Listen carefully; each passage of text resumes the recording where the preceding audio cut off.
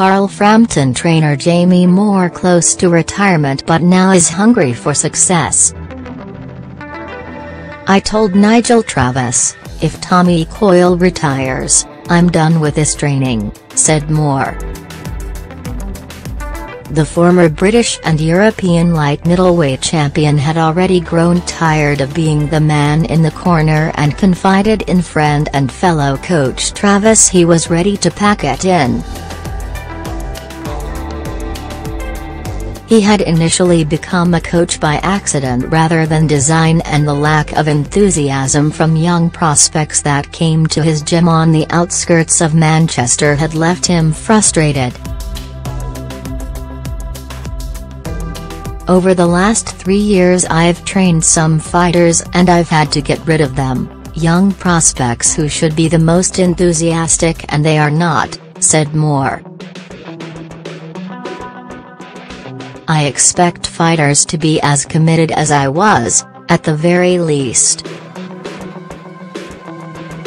Why should I be dedicated to help them when they are not? It was only the dedicated Coyle who kept him going," the fighter he took over after the well-respected manager Steve Wood had asked him to train him in 2013. "I'll never be the same again." Jamie Moore. Back then Moore was focused on his TV punditry work rather than coaching. But this weekend he will be in the corner for one of the big names in the sport as Moore takes charge of former two-weight world champion Carl Frampton for the first time. Now he has a gym bustling with 10 fighters as he also looks after some of Oliver Harrison's boxers, with the Salford-based coach currently recovering from illness. Suddenly Moore's name is much talked about and all eyes will be on him to see if he can guide Frampton back to the top of the featherweight division. Handing in his trainer's license is no longer on the agenda, but perhaps why Moore had grown frustrated by boxers with a lack of dedication comes from his own drive to get where he is now. Just over 3 years ago, the former fighter was lying in a hospital bed after being shot in Marbella. It was a case of mistaken identity after Moore had travelled to Spain to train old rival Matthew Macklin, who he faced in an epic battle back in 2006. But Moore felt he was about to die outside of his rented accommodation as blood poured from the wounds where bullets had pierced through his skin multiple times. However, just 2 months later, he was back in the gym with Hull fighter Coyle, who would be his only charge for the next 3 years. A couple of months after it happened, I was in bed in my living room, as I couldn't around much, and I was getting Tommy to pick me up and take me to the gym, Moore said.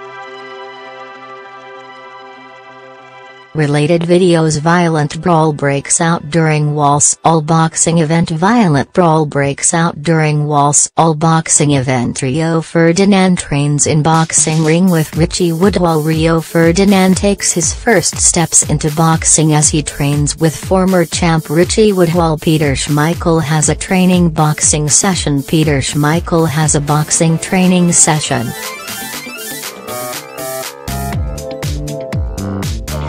I was still able to get to the gym to oversee the training. It was my way of forgetting about what happened. But I'll have a memory of what happened forever because I'll never be the same again. Moore put on a brave face during the recovery, but his words now convey the pain he has gone through to get back into the ring and be able to move around on the pads with his fighters. At one point that looked like an almost impossible task as, for a year after the shooting, there was no recovery in his left leg. Moore could not move his foot, with his lower leg feeling like jelly, and a specialist told him he would never be able to run again. "My left leg will never be the same again," he said. "But I've made it my ambition to try to get it as good as it will work." The specialists and physios have been brilliant, but they never expected to get where it is at. "I'm a stubborn BD. I refuse to be beaten by anything. This won't beat me. It will affect me for the rest of my life, but it won't beat me. I went back to see the surgeon who fixed the nerve a year later, and my foot was not moving from the calf down, it was just basically like jelly." He said, "Usually by now there is some reaction to the surgery, so I don't anticipate you getting any recovery." I said, "I will." I asked him if I would ever run again, and he said, "No." He said I'd have to wear a foot support forever, but I told him that wasn't going to happen either. Only about 2.5 months later I started to get these little flickers in my muscles he was talking about, and from that point on it has gone from strength to strength. That was thanks to the painstaking work by Moore every day to get his leg to recover, and expensive physiotherapy sessions with a nerve specialist in Manchester. But not only did he run again, he ran 13.1 miles in the Great Manchester Run last year for the Neve's Next Step charity, and even the pain of the bullet still lodged in his hip could not stop him.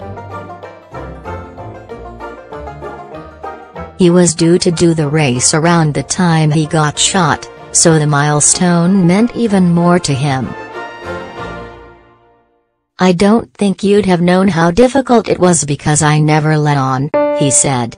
"Part of my recovery mechanism was to cover it up, and nobody really knew how much pain I was in. I didn't want people to make a fuss or look at me in a way that they thought I couldn't do something. I am a proud man. I just wanted to get back as close I was before as quickly as I could. It's been such a difficult 3 years.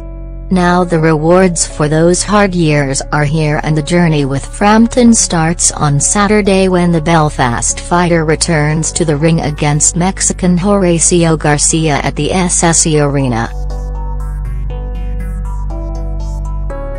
If Frampton returns to the top of the featherweight division with Moore as his coach, then there will be queues of fighters looking to be trained by the former warrior in the ring. I feel like I've been given the opportunity to work with someone like Carl. Not many would get this chance so early in their training career," said Moore. "Certainly not one who is looking for a way out in the next couple of years.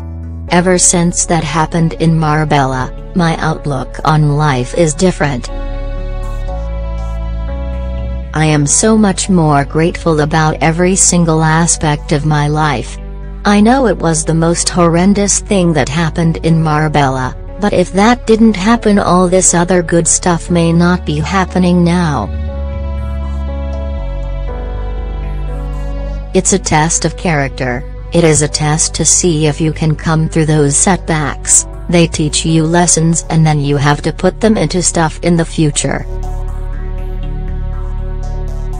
I've been through some horrible things in the last few years, and now these are the rewards for it.